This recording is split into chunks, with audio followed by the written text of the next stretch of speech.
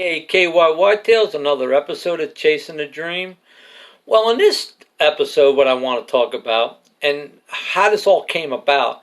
Yesterday, let me back up a little bit. Yesterday, when I was going to pull my trail camera, I was talking to my buddy Trey on the phone when I was on my way out there. And we started talking about, the deer I have on my camera. I was showing him, and he shows me the deer he has. And, I've seen the deer he's got mounted. He's got some really good deer. And then we got on the subject of quality deer management. And he was telling me, his point to it was, well, that's why Texas, the quality of deer is so much better because of quality deer management. And me being Alan, and I kind of call myself against the grain Al, and this is why I don't follow the same path as everybody else. I got my own way of thinking about it. Maybe because I've been doing this so long. I'm 59. I've been doing this, God, since I've been about 13. My buddy Trey, probably better part of 20 years younger than I am. And he has his way of thinking. And like I said, real quick, both sides to me have a legit argument. But here's my side of it now. The reason why I don't believe in quality deer management is I'm buying my hunting license. I get to determine what I feel is a trophy. What I think we've gone away from was the experience. It's not the experience no more. It's experience. It's the trophy. Experience has nothing to do with it. They just want the money shot. And that's what I feel is ruined it. Because it used to be you get together, man, that story you had, it was like boom, and then the deer. But now you tell them the story, and they would just want to know how big it was. That's it.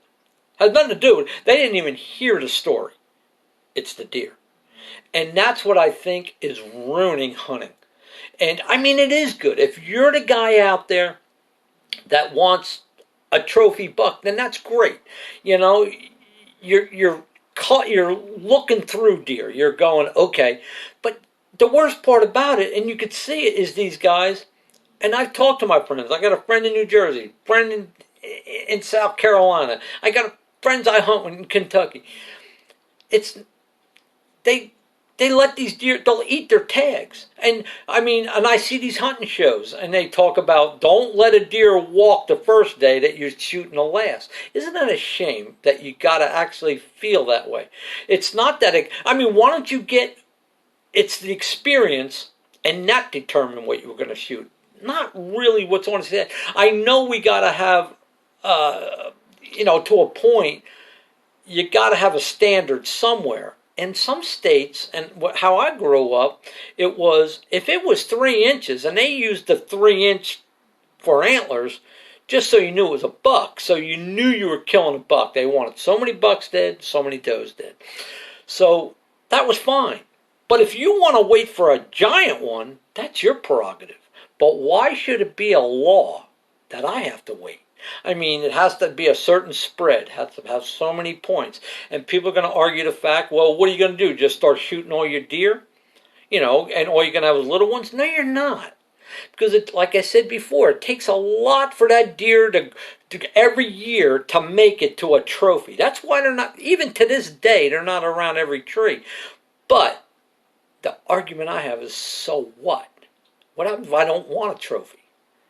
And that's what I'd like to talk to other people about. I'd love to have somebody either come on my channel, or I'd love to go on somebody else's channel and discuss this. Let's discuss quality deer management and get it to the forefront and maybe you can, clarify things for me, but maybe I can clarify things for you.